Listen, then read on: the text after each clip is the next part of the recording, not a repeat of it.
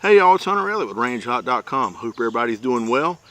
This evening I am finally getting around to doing the wrap up on the OSS Suppressors EL762 silencer. And I got this several months ago, and I promise you, I have done my due diligence running this can on several different hosts, checking for accuracy degradation, suppression levels, reliability function, the whole 9 yards. I'd like to talk a little bit about OSS suppressor. So any of you that are familiar with silencers, you understand they run some sort of baffle stack within the tube, and that creates your flash suppression and report suppression.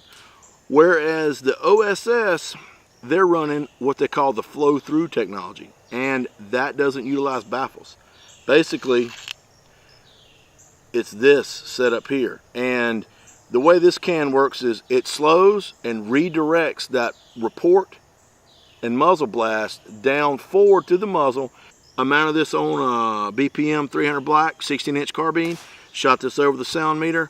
Suppression levels I was getting to the ear about 84, 85 decibels. Now, disclaimer, as always, the sound meter that I'm utilizing does not measure the peak sound wave, which lasts for a few thousandths of a second. The number I'm getting is basically what the average human is going to hear to their ear, which is the entire sound wave. The benefit, though, of the flow-through technology is, without having this baffle stack creating additional back pressure and redirecting a lot of that back down into the host, the gun is going to run a little cleaner, it's going to run a little cooler, but then you're also not going to have to sweat having some bolt overspeed. And anytime you start affecting the timing of the way a rifle runs, therein lies the problem. You may have some issues. So with this, a lot of people, to combat that, what they'll do is they'll add an adjustable gas system. So when they screw their can on, they can actually throttle that gas back a little bit. Run this on Barnes Precision machine LR10. Shot that out to 400 yards with a known zero. Did not affect point of aim, point of impact. Shot this on a 300 black out to about 100 yards. Didn't really seem to affect the point of aim, point of impact on that. Also shot it on a 7.5 inch 5.56 at 25 yards and 11.5 inch 5.56 full auto at about 25 yards.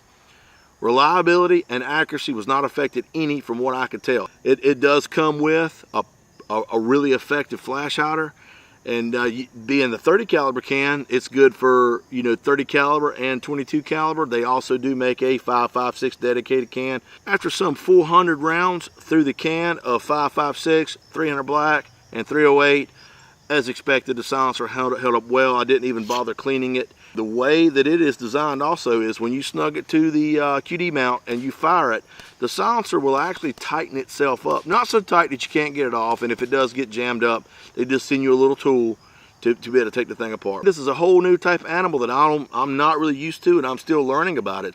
The vast majority of the review, Andrew Barnes from Barnes Precision Machine has been a part of. He's got a pretty good experience with these silencers.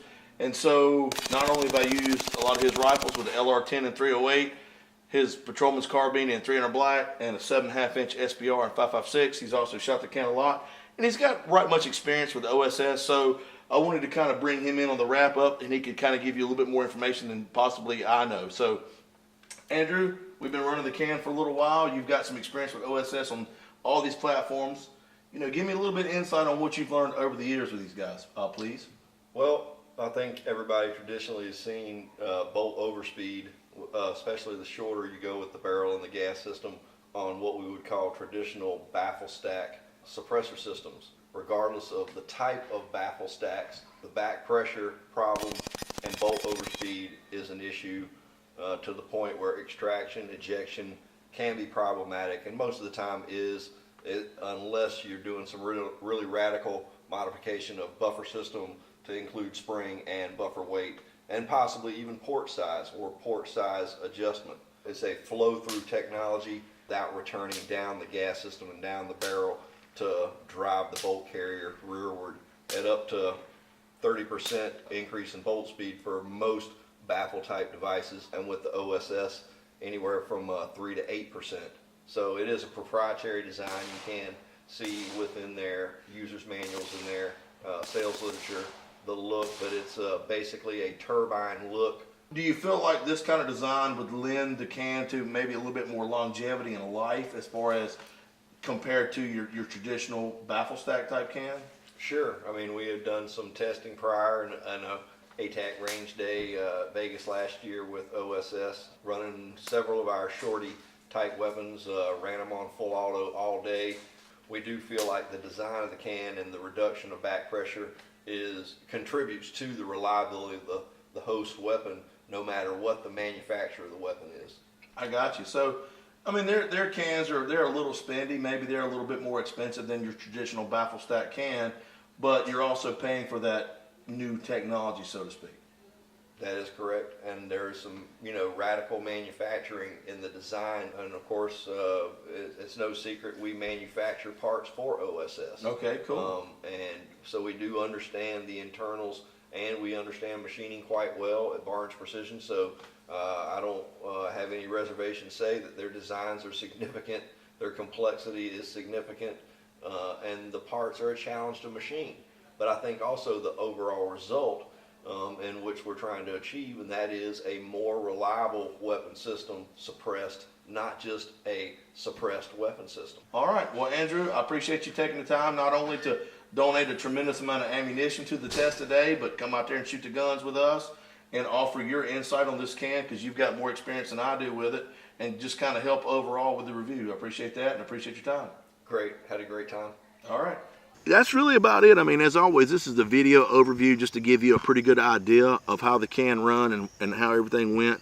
As always, there's an article on rangehot.com that's going to have a whole lot more of the technical specifications and specific information on this silencer. So if you got any questions, jump over to rangehot.com. Please read the article, check that out, look at my tech specs, and go from there. If you've got any questions after that, please feel free to reach out to me. Let me know. I'll be glad to help you any way I can.